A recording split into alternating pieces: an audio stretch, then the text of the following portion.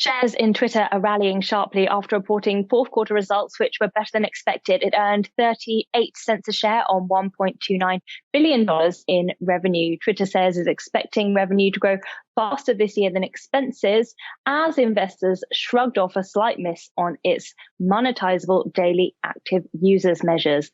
Joining me to discuss is Serge Berger from thesteadytrader.com. Serge, good to see you. I know there are a few charts that you want to get into, but let's kick off with Twitter, which is having a rather strong session already after those results last night. It was a tough start to the year for the stock, but since that trough in mid-January, it's managed to stage a huge recovery of almost 45%.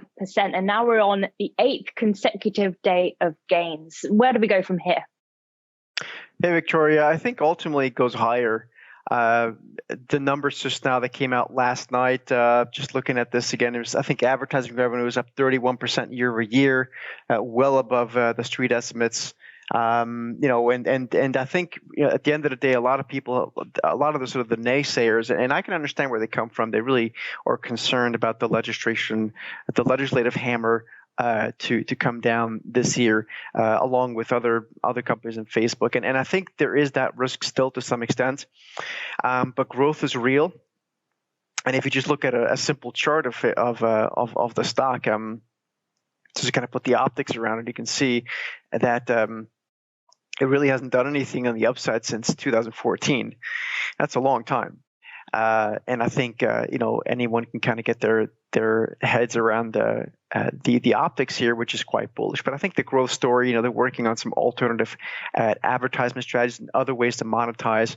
And at the end of the day, during the pandemic, and I think beyond, people more and more are engaging, and the user base continues to increase. So I think higher.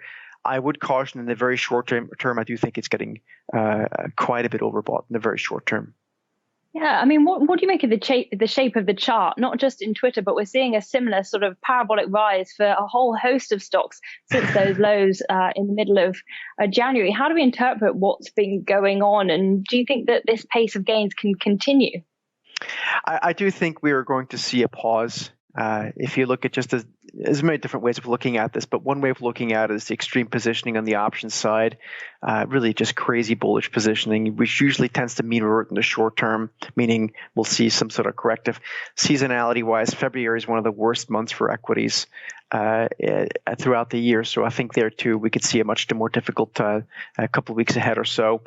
But it's all the same chart, exactly to your point. I mean, I'll bring up the Russell 2000 real quick, and actually let me bring up the RUT, the actual index, and just to give you some optics around this thing. I mean, this is the weekly chart, and you can see since let's say since November of last year, this index is up 50%. Right? It's all the same trade. It's liquidity injection. People are bored. People have extra money to spend.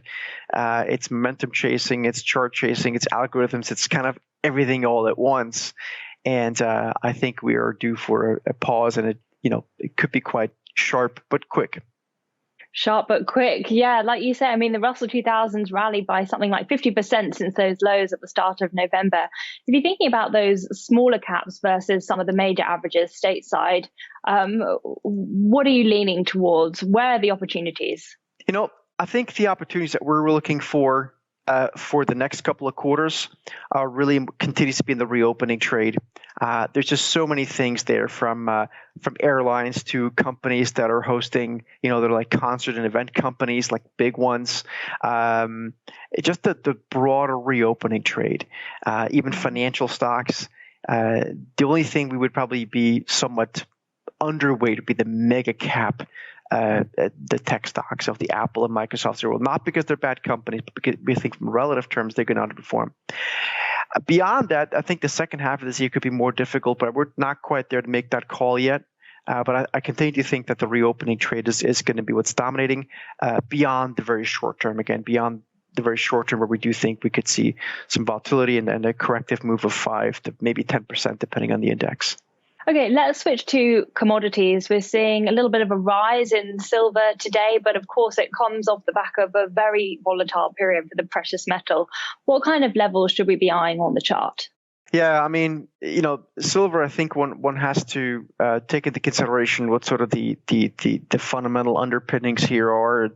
I know there's been it's been in the news quite a bit in the past couple of weeks.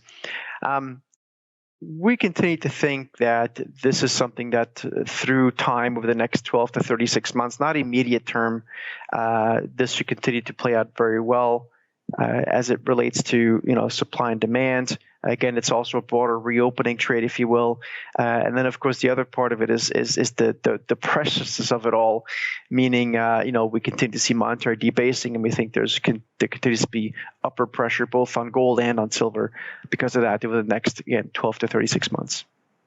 And what about oil? Because it's very much in recovery mode on expectations of a surge in economic demand after, of course, the slump that we've seen as a result of the pandemic. Brent is now firmly back above 60, that key psychological level. Yep. Are you bullish on oil? Yes, I am. I have the chart of crude here, but Brent, for the most part, optically looks very similar.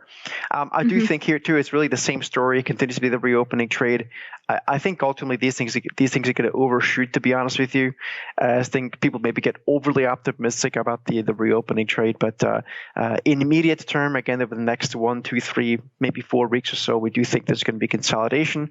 Things have just run a bit too hot, very much as they have also in the equity space. Beyond that, I do think we could get comfortably above 60 on Brent and on crude. Probably, well, that's a bit lower, but the same direction. They're higher for the next couple of quarters. All right, Serge, it's been great chatting to you as always. Thank you. And that was Serge Berger from thesteadytrader.com talking us through a few of his trades. Thanks so much for watching IGTV.